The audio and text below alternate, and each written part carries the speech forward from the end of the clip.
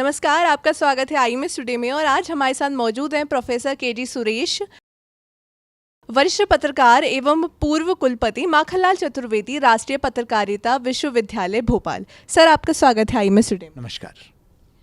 Sir, आपके अनुभव के आधार पर आप पत्रकारिता जो भारत में चल रही है उसके सुधार के लिए आप क्या सलाह देना चाहेंगे? देखिए, मेरा ये मानना है, दो तीन बातें हैं।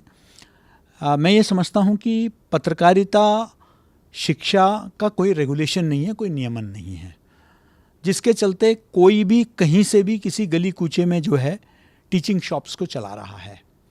मीडिया एजुकेशन को रेगुलेट करने की ज़रूरत है। जैसे विधि का शिक्षा होता है, लीगल एजुकेशन होता है, इसको रेगुलेट करने के लिए आपका बार काउंसिल ऑफ इंडिया है।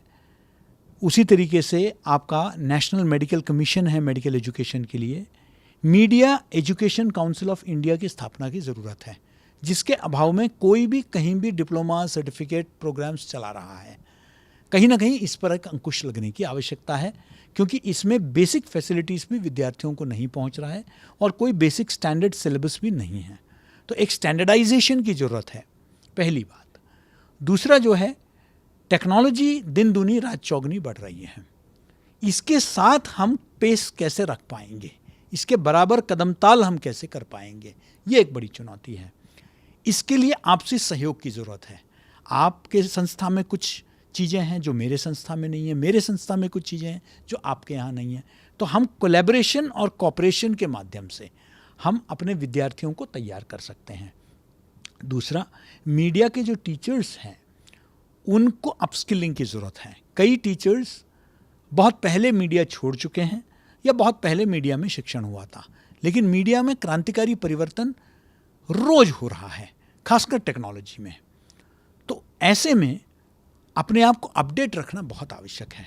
सिर्फ टेक्नोलॉजी ही नहीं, हमें कंटेंट में भी अपडेट करने की ज़रूरत है। कंटेंट का फॉर्मेट बदल गया है। पहले लोग आधा आधा घंटे तक बैठ के प्रोग्राम देखते थे।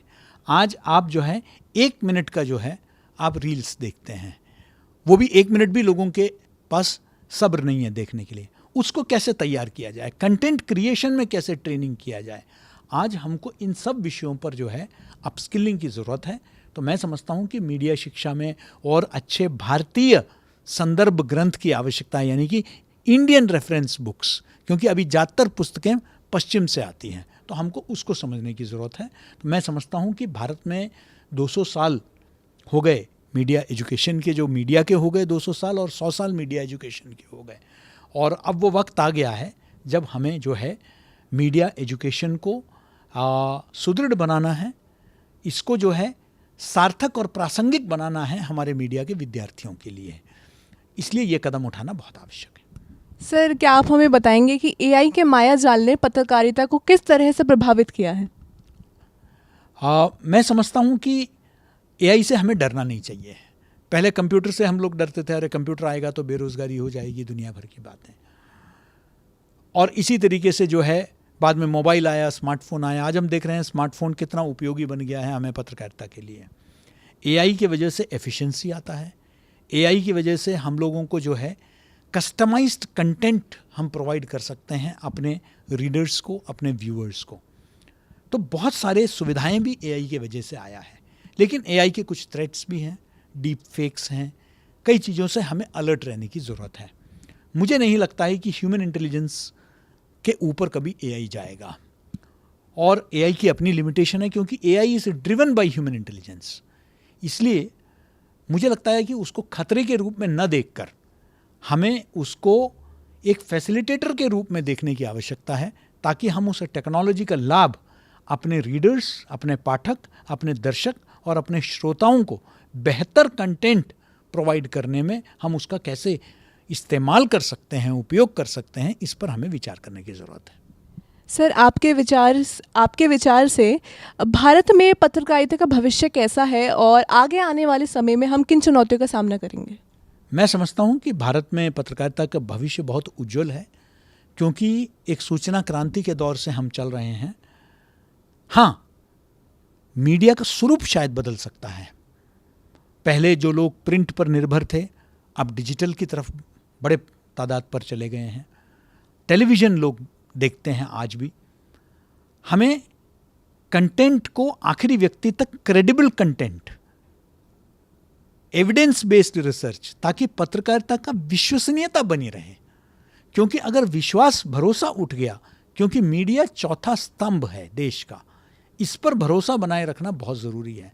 ये मेरी, आपकी, हम सब की जिम्मेदारी है। मैं समझता हूँ कि अगर हमने अपना क्रेडिबिलिटी को बना के रखा तो पब्लिक हमारे साथ जुड़ी रहेगी। लोकतंत्र के एक बहुत मजबूत पहलू है मीडिया, और इसके स्वतंत्रता को, इसके विश्वसनीयता को बनाए रखना हम सबके सामने एक चुनौती है।